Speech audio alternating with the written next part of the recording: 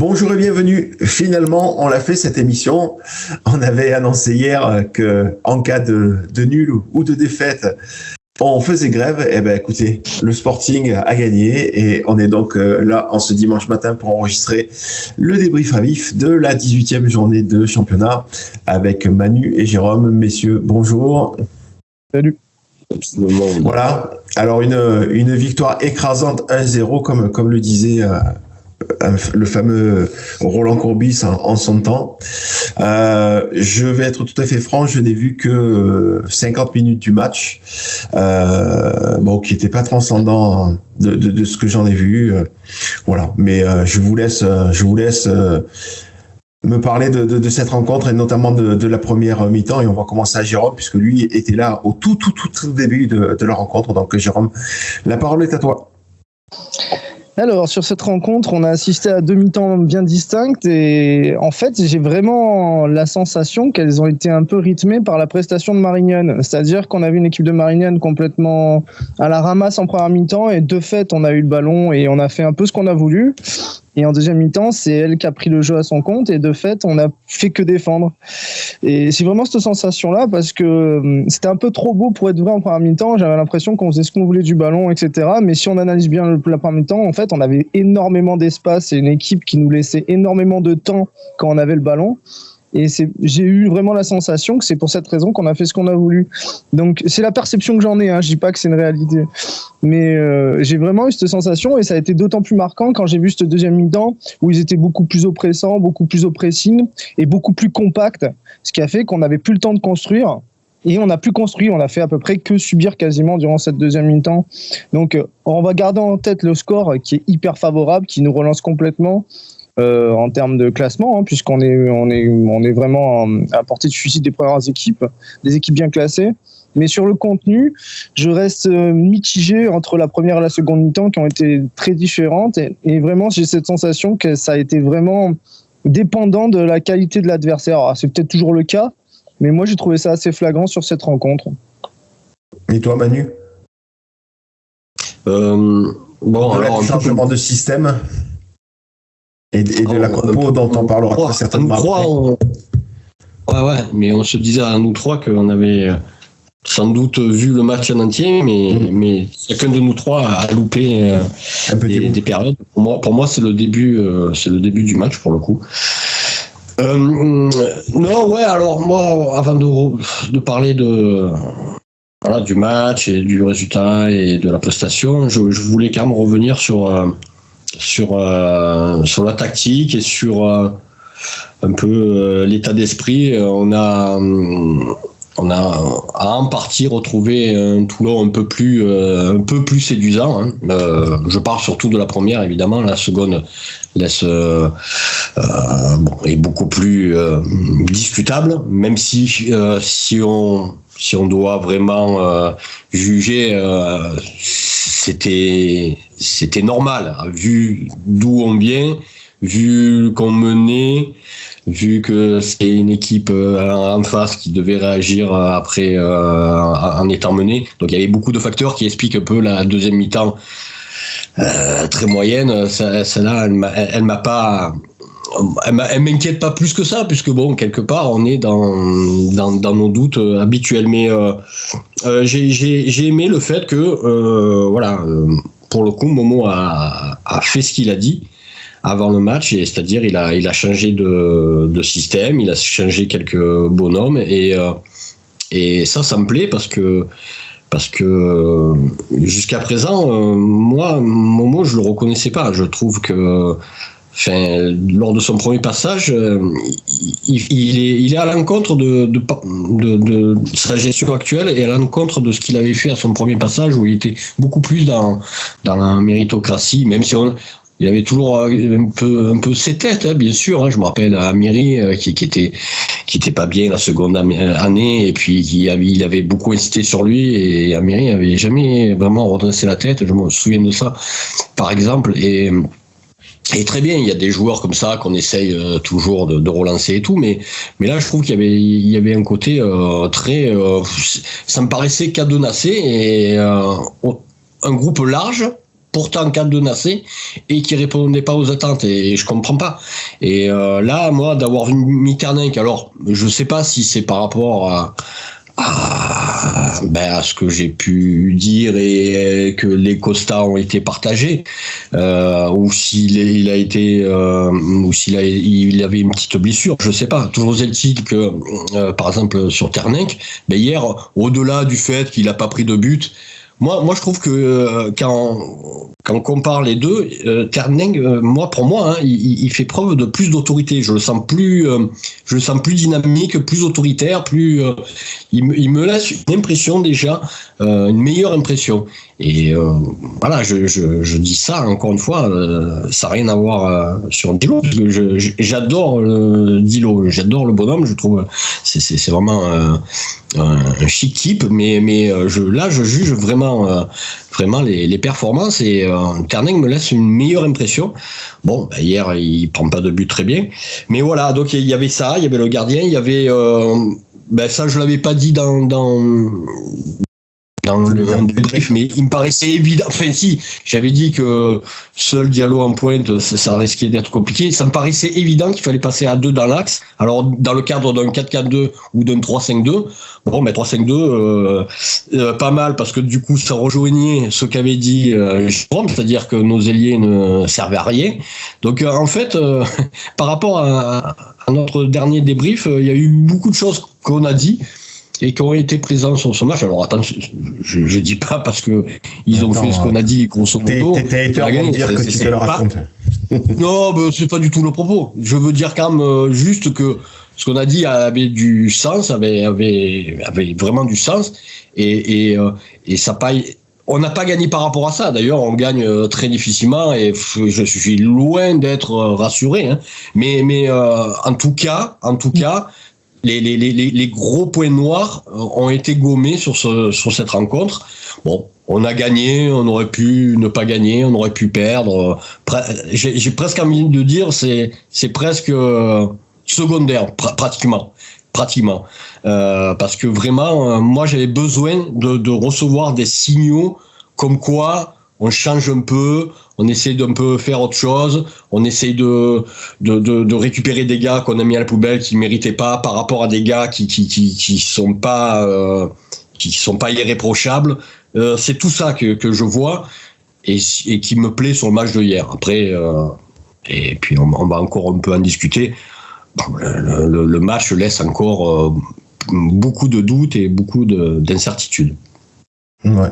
Et Jérôme, par rapport à ce changement de système et la compo en elle-même? Bah oui, on avait pointé du doigt le fait que nos ailiers étaient vraiment inefficaces. Alors est-ce que c'était dû au système? Est-ce que c'était dû à leur niveau du moment, quoi? C'est vrai que c'était pas terrible, hein. Je sais pas, des fois il suffit de pas grand-chose, hein. Mais je rejoins Manu sur Ternink. Alors moi j'avais dit lors de du dernier débrief que moi aussi, si j'avais un choix à faire, j'aurais pris Dilo, mais là j'avoue que je ne parle même pas du côté décisif du gardien, parce qu'il a été décisif, il a fait quelques arrêts déterminants, mais moi j'apprécie vachement les gardiens qui jouent plutôt haut, c'est-à-dire que quand ça part dans le dos, tu as une chance que ton gardien intervienne, et c'est vrai que ce que je reproche un peu à Dilo, c'est de rester trop collé à sa ligne, et que souvent t'as l'impression que c'est le gardien et l'équipe, alors que là il faisait partie du groupe entre guillemets de l'équipe, et je l'ai vraiment perçu hier. C'est vrai que c'était assez flagrant, mais bon, hier c'est vrai que ce qu'on retiendra de sa part, c'est surtout les arrêts déterminants qu'il a pu faire et qui nous ont maintenus devant durant toute la rencontre. Bon, sur le système, on avait pointé du doigt des choses qui nous sautaient aux yeux, mais après ça c'est tellement fragile.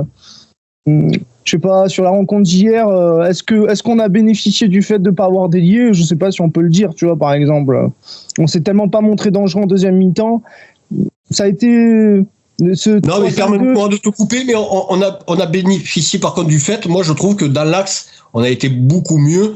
Diallo, a été moins bien pris, ou enfin il y avait deux mecs à prendre. C'était pas pareil, et je trouve que ça... Voilà, on a été clairement plus dangereux avec le ballon, même si c'est loin d'être orgasmique, hein, mais voilà. Non, mais par rapport au système, aussi le fait qu'on joue en 3-5-2, c'est vrai que c'est amovible en 5-3-2 quand tu subis, et mine de rien, c'était tout à fait adapté pour cette deuxième mi-temps où tu as beaucoup souffert, quoi. Le fait de se retrouver parfois à 5 derrière pour défendre, c'était pas plus mal. Mais c'est vrai que cette deuxième mi-temps, quand même, on s'est absolument rien créé. Donc alors ça reste un match à l'extérieur face à une équipe qui était menée et qui a forcément réagi, tu vois. Mais par moments, je sais pas, j'étais un peu frustré par le manque d'application de certains, le manque même parfois d'investissement. Je trouve que ça faisait pas toujours les efforts qu'il fallait. Un peu déçu par moment, un peu frustré.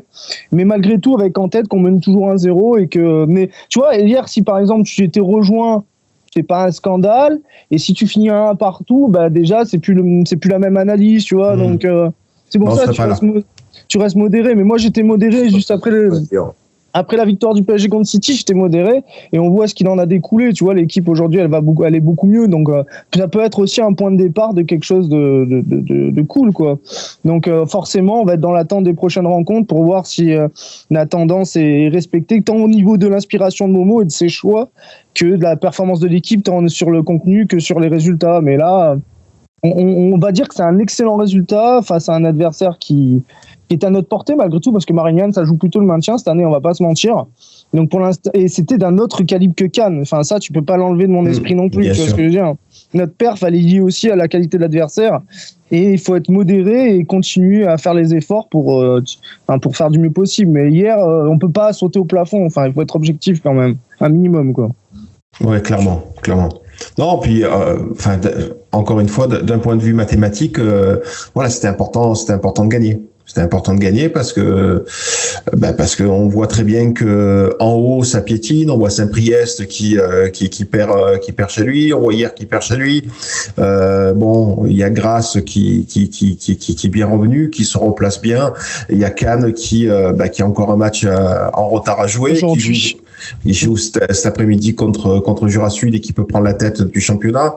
J'évoquais Le Puy qui lui a encore aussi match en retard. Donc voilà, il fallait vraiment, histoire de... je pense que ce qui était important, c'était de se rassurer encore plus contre une équipe de Marignane qui est au-delà du fait d'être une équipe à notre portée, est une équipe qui a des résultats vraiment en dents de scie à domicile. Et c'était important, je pense, pour tout le monde de se rassurer sur ce terrain-là, d'autant quand on se souvient de la prestation de l'équipe la semaine dernière à Cannes, quoi. Enfin, c'était vraiment compliqué et on a vu que là, il y avait un réel écart entre... mais face à fort, hein. Oui, forcément, voilà. Face à fort, de suite, tu sens la différence. Le titre de devant matin, le Sporting assure l'essentiel, je trouve que ça résume pas mal l'idée. Ouais, tout à fait, je suis assez d'accord avec ça. Vous savez, regardez encore une fois, c'est pour ça que dans le foot, ceux qui font un peu comme ça des commentaires très définitifs, on peut pas dans le foot. Regardez, admettons, on va à Cannes, on fait match nul au terme d'un match relativement plein, relativement plaisant, où on a eu des occasions, où Cannes fait son match, et on revient avec Cannes avec un point en plus. Bon, déjà, et par rapport à notre prestation et notre 3-0, ça fait qu'un point en moins. Ça, c'est une chose. Et pareil, donc, parce que là, mine de rien, on vient de faire deux déplacements. Hein.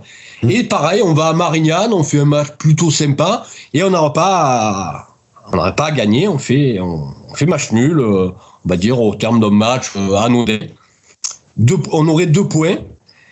Eh bien, on aurait 2 points. Et aujourd'hui, en faisant un match de merde, pratiquement, pas 2 matchs de merde, on va pas être sévère. Un match et demi de merde, on va dire quand même. Enfin non, on va être plus précis que ça.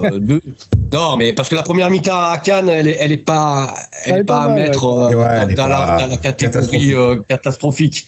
On va dire qu'elle est correcte. La première mi-temps aussi là, pas mal. C'est vraiment les 2 mi-temps qui sont difficiles. Bon, mais en faisant ça, on a 3 points. C'est en 2 matchs à l'extérieur. C'est mieux que de nul et c'est finalement un bilan comptable finalement assez intéressant. Après, maintenant, il reste à régler plein de trucs. Mais ce que je veux dire, c'est que mathématiquement aujourd'hui, après ces 2 matchs-là, c'est plutôt pas mal, hein, parce que encore une fois, on aurait fait 2 nuls. On avait un point de moins aujourd'hui, on a un point de plus, donc voilà, quand on disait voilà, à Cannes on a perdu, fini la montée. Alors bon, je parle pas, la montée pour moi aujourd'hui, c'est la science-fiction. C'est la science-fiction, mais enfin, c'est de la science-fiction parce qu'on n'y croit pas pour plein de choses. Mais c'est pas de la science-fiction au sens mathématique et factuel du terme. On est largement en course pour la montée. Hein. Ça faut. Oui, parce que potentiellement il y a 6 points, il y a 6 points d'écart avec le premier. Hein. Si Cannes gagne cet après-midi, voilà, il a 31 points, si je dis pas de bêtises, attendez, je vérifie, c'est bien ça. Et voilà, on est à 6 points du leader. Idem si y a rien de... Et on doit, parce que mine de rien, on va recevoir les deux Varois, on va recevoir Cannes, bon, on va au Puy, mais on va recevoir beaucoup d'équipes, Rumi, malgré tout, on reçoit beaucoup d'équipes du Grasse, on reçoit beaucoup d'équipes, hein, alors... à domicile, bon, pour moi, on touche du bois. On est encore invaincu. On est quand même un peu mieux à domicile, mais on va essayer de pas se porter la choumoune en disant ça. Mais voilà, le fait de recevoir des adversaires du haut, c'est pas plus mal. Même si, bon, pour les derbies, c'est pas forcément les derbies, c'est des derbies et ça se rendre moins en compte le fait de recevoir et d'aller à l'extérieur. Mais voilà. Donc voilà, aujourd'hui, si on fait un peu un bilan, il y a tout qui reste à faire et non, mais ce qui inquiète, c'est plus la forme que le fond. Parce que sur le fond, on est là, on va dire. Bon gré, mal gré, on est là. Ouais, et sachant que la prochaine journée, on reçoit Saint-Priest qui est un point devant nous. Voilà, donc tu disais qu'on reçoit les équipes qui étaient devant, enfin tu les as énoncées, et Saint-Priest fait partie de cela, et c'est Saint-Priest qui a gagné hier soir, voilà, et qui malgré tout pour une équipe qui remonte de N3 fait son petit bonhomme de chemin, et, voilà, donc une équipe intéressante, et c'est vrai que moi c'est plus par rapport à ce type d'équipe que j'ai envie de me jauger, enfin de jauger le Sporting aujourd'hui que les les monstres annoncés, Cannes, Le Puy, voilà, qui pour l'heure Le Puy on le sait, mais Cannes pour l'instant on a vu qu'on s'était fait bouffer, en tout cas moi j'ai trouvé que c'était largement plusieurs crans au-dessus, c'était beaucoup plus juste dans le jeu. Mais bon, comme on l'a dit et répété, et comme beaucoup le soulignent, moi ce qui m'importe c'est d'abord l'état d'esprit. Est-ce que l'équipe est en capacité de nous montrer? Bon, ok, hier soir on arrive à rafler la mise. La fois d'avant, réduit à 10, on prenait un point à domicile, rappelez-vous. Voilà, donc j'ai envie de retenir ça, que si l'équipe met les bons ingrédients au niveau de la grinta et de l'état d'esprit, peut-être que on peut être le poil à gratter de ce championnat. Après, encore une fois, pour l'heure, je ne crois absolument pas à la montée. J'ai vu d'autres équipes bien meilleures que le Sporting, donc voilà, pas d'enflammade. Ouais, après, teaser visuel, il y a eu quelques satisfactions. Moi, j'ai bien aimé. C'était le premier match d'Elana en première, non, il me semble. Ouais. Franchement, Elana, Silva, Silva qui s'est blessé aussi, a priori. Donc, ça, c'est pas une bonne nouvelle. Mais j'avais bien aimé sa prestation jusque-là. Je le trouve physiquement très affûté. Le gars, franchement, sur l'homme, il est chaud, quoi. Elana, c'était pas mal aussi, ouais. Et l'OD en 6, ça allait. Je l'ai trouvé plus en difficulté quand il est repassé derrière. Sur le côté droit, il était en défense centrale, il avait plus de mal.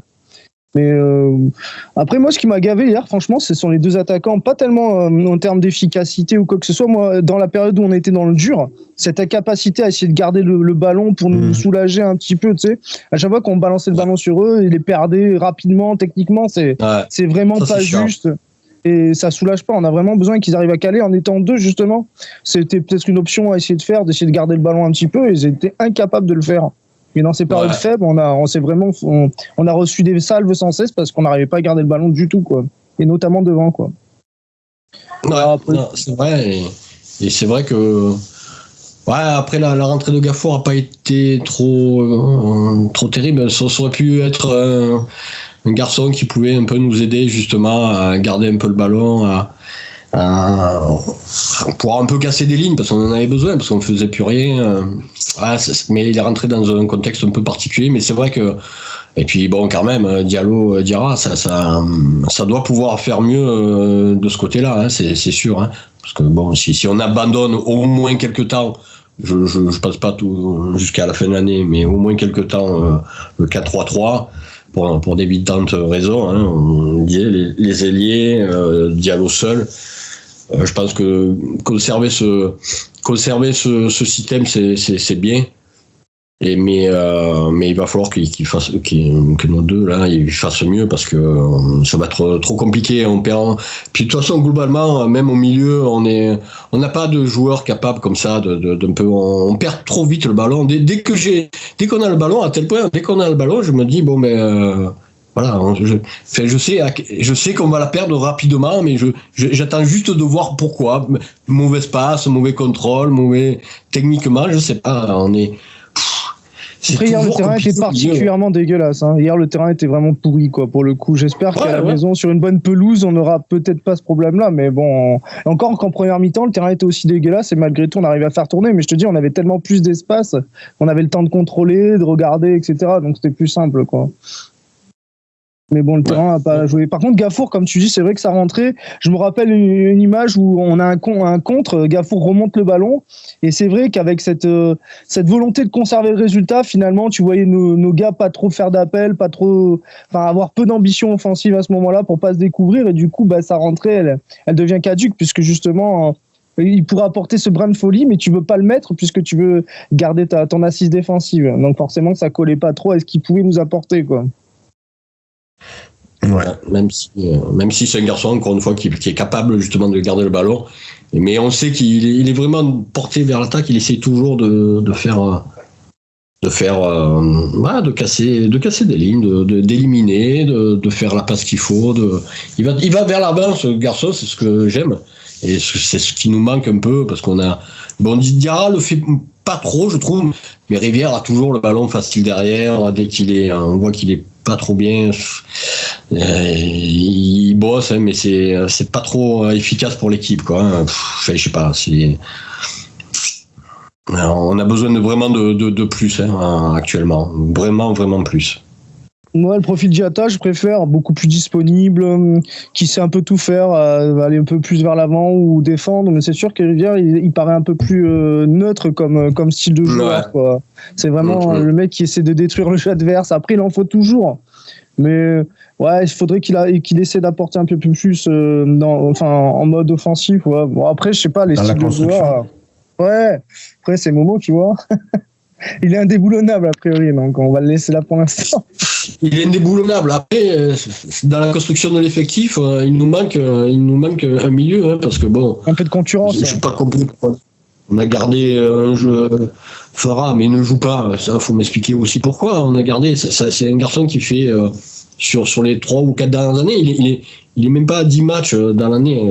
Comment ça se fait qu'on l'ait gardé? Là, je comprends pas. C'est qui t'a gardé, ou tu le fais jouer ou tu le fais pas jouer, bon, je sais pas. Ça, c'est bizarre, mais de toute façon, oui, il nous manque au moins un milieu de terrain, déjà quantitativement, et ça permettrait de faire un vrai de faire jouer la concurrence, quoi. Et là, bon, les mecs sont sur le grill depuis le début et vont l'être. Ce qui me fait un peu peur, c'est sur l'enchaînement de matchs. Alors, Bayo va dépanner de temps en temps, peut-être Lodé, mais toujours dans le cadre de joueurs un peu comme ça maintenant, un peu défensif, un peu dans le côté besogneux. Il nous manque un peu ce créatif, mais j'espère que Gafour va sortir du bois et ça peut être un élément X pour et pourquoi pas Alioui, parce que je pense que Alioui peut jouer un milieu en numéro 10 comme ça, mais bon, il va falloir qu'il montre d'après moi autre chose, pareil dans son comportement, hein. Il y a beaucoup des comportements qui sont pas bons et moi je l'élimine pas, ce joueur, mais c'est vrai qu'après la prestation à domicile contre le Jura Sud, c'est normal de le punir quelques matchs qu'ils comprennent qu'on n'a pas besoin de joueurs comme ça qui sont pas assez motivés pour porter le maillot. Ouais. Alioui qui était pas dans le groupe hier soir, c'est ce que j'étais en train de vérifier parce que j'avais un doute. Voilà, non, parce que c'est pas non plus forcément pourquoi. Bon, fut un temps, on savait qu'il était malade, mais là, ce doit être, semble-t-il, un choix du staff et de l'entraîneur que de pas. Oui, bah, je pense. En tout cas, moi, cette dernière, je sais plus, sur le forum, il disait, bon, enfin, on passe toujours, on se sert mal et tout. Oui, mais Ali, oui, moi, des échos que j'ai, même aux entraînements, tout ça, c'est light, quoi. C'est pas, ça a pas fait. Donc, non, les choses partent d'abord. On peut reprocher des choses au club, qu'on fait pas tout pour mettre dans les bonnes conditions certains joueurs. Mais en fait, c'est aussi la base, c'est quand même le joueur, lui, qui doit nous montrer de quoi il est capable. Et vraiment, par son feu de paille du premier but lors du premier match, il n'a pas montré grand-chose. Donc non, on a besoin de gars qui est suffisamment fin. Et c'est vrai que là, sur ça, j'ai beaucoup de doutes à son sujet. Après, entre Alioui et Gafour, c'est des postes un petit peu... Enfin, je sais pas, on dirait que c'est des postes quasiment pas adaptés au système. Parce que si tu regardes, c'est plutôt des numéros 10, 9,5, on sait pas trop. Et finalement, Momo, quand il fait des choix, c'est soit des milieux récupérateurs, travailleurs, comme tu dis, soit des attaquants ou ailiers, tu vois. Et ça, c'est des postes un peu hybrides. On a l'impression presque qu'ils sont là pour servir en cas, si t'es mené au score, tu sais, pour changer un petit peu les choses. Mais enfin, je les vois pas à quel poste il pourrait les caler titulaires, en fait, en soi, tu vois ce que je veux dire, par rapport à tous les systèmes qu'il a mis en place pour l'instant, quoi. C'est vrai, un Gafour, pour moi, c'est un vrai 10 quasiment, et il a jamais eu un système où il pouvait l'aligner d'entrée quelque part en soi. Tu ne mettrais pas à la place de Diatta, tu ne mettrais pas à la place de Rivière, tu ne mettrais pas à la place de Diallo, enfin, tu vois. En fait, ce qu'on peut constater, c'est que, comme tu le dis, pour l'heure, au milieu, on a des joueurs qui sont des besogneux, tu peux pas leur enlever. Mais c'est vrai qu'on a aussi déjà vu des milieux qui ont cette capacité, même des numéros 6 qui ont cette capacité à se porter vers l'avant et être dans la construction, la volonté de casser des lignes, comme l'a si bien dit à plusieurs reprises Manu ce soir, aujourd'hui, pardon. Mais enfin voilà quoi, j'ai l'impression qu'on est dans ce registre du milieu besogneux, et effectivement il manque peut-être ce joueur qui aurait cette capacité à faire le lien entre la récupération et un jeu porté vers l'avant dans la construction. Gafour peut le faire, Gafour peut vraiment le faire, et moi je pense qu'il a toutes les cartes pour le faire. À lui de saisir sa chance. J'espère vraiment qu'il lui va sortir du bois. Il y a beaucoup de facteurs X comme ça qui peuvent sortir du bois et puis qui peuvent vraiment faire progresser l'équipe. En quelques mois, un joueur, ça va vite, hein, sa progression. En quelques mois, il peut avoir ce déclic qui peut nous permettre, et il joue encore suffisamment pas assez. Là, il avait un petit peu disparu, hein, il réapparaît un peu. J'espère qu'il saisira sa chance, il a une vraie chance. Et dans un 5-3-2, voilà, t'as trois milieux, hein, on peut penser, 2 récupérateurs, et puis ce milieu un peu créatif là, et qui fasse la transition avec les deux de devant, et ça pourrait être un trident pas mal, ça. Mais sur le papier, faut croire en ces jeunes, et j'espère qu'au moment aura normalement un moment, c'est un audacieux. Mais après, je sais pas, moi après je suis pas aux entraînements, j'espère que le jeune lui donnera envie qu'il aligne, mais faut pas qu'il parte avec, parce que depuis le début de la saison, moi, au-delà des résultats, c'est ça qui me gêne, c'est que j'ai l'impression que Momo est trop dans son copinage là, et ça me déplaît beaucoup. On a vu beaucoup sur beaucoup de postes, hein, le gardien de but, sur les ailiers, toujours les mêmes, etc., qu'on finit par perdre leur place, hein. Mais voilà, donc maintenant il faut qu'il soit vraiment, s'il refait du Momo comme je le connais, on va aller forcément mieux. Et il faut oublier le Momo des 6 premiers mois qui a pas fait de mauvais, puisque on a été quand même pas trop mal dans l'ensemble. Enfin, bon, on a existé, mais il y a beaucoup à dire sur beaucoup de choses. J'espère qu'on récupérera aussi les blessés, parce que mine de rien, on perd Silva hier, a priori, je sais pas, on parlait de déchirure musculaire, Raymond toujours pas là, enfin, il y a des joueurs qui auraient vraiment un rôle à jouer qu'on n'a pas, et ça va peser forcément, quoi. Dans le peu de chance qu'on a de monter d'après Nico, ces détails peuvent quand même compter. Et on va bientôt finir, mais je rajouterais que quand même pas perdre de vue que les matchs s'enchaînent là.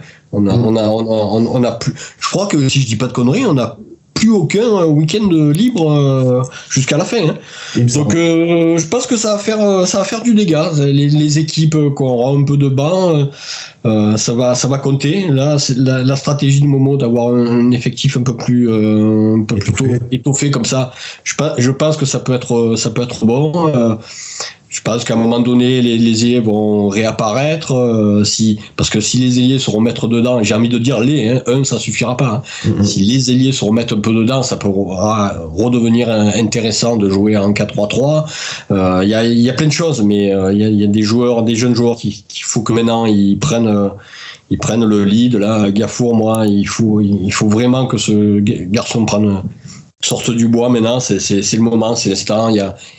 Faut que je peux pas croire que jusqu'à la fin de l'année nos ailiers vont pas marquer. On est à un but sur les ailiers, c'est pas possible avec la qualité qu'il y a. À un moment donné, ça va finir par tourner. Enfin, je veux croire en ça. Et puis pareil. Et puis derrière, on verra. Faisons jouer le gardien le plus en forme. Ça sera important pour l'équipe.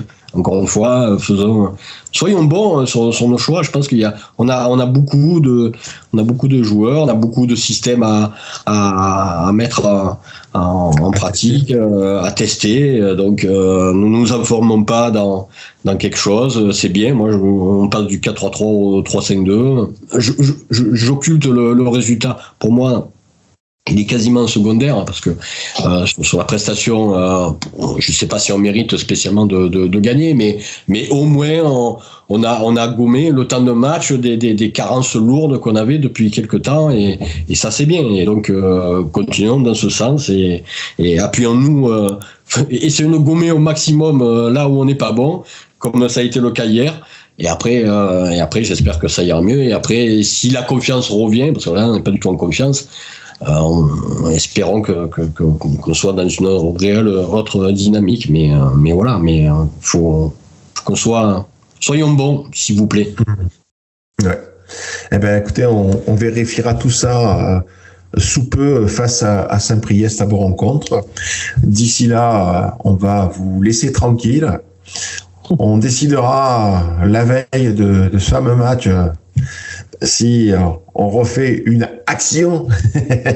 Bon, enfin, tu le dis comme ça, mais honnêtement, c'est moi qui ai proposé hier. C'était tout à fait. Pas pour ça, mais c'était parce qu'on est un peu fatigué de toujours parler, de répéter, de répéter et puis de répéter du négatif, répéter du positif. Ça c'est ça. C'est clair. Ça c'est chouette. Bien sûr. Mais là, moi, ça m'enchante pas de critiquer un coach, des joueurs. J'ai critiqué beaucoup de monde la semaine dernière, mais j'assume. Enfin, il y a pas. Voilà. Et puis on en a marre de ça. Donc, et puis voilà. Et puis les week-ends s'enchaînent aussi pour nous. Donc, si on doit être sur le pont, autant que ça soit pour un peu de positif, parce que être toujours pour des trucs un peu moroses comme ça, on est comme les autres. On en a marre, quoi. Donc voilà. Tout à fait vrai. Allez, sur ces sages paroles, on va vous laisser.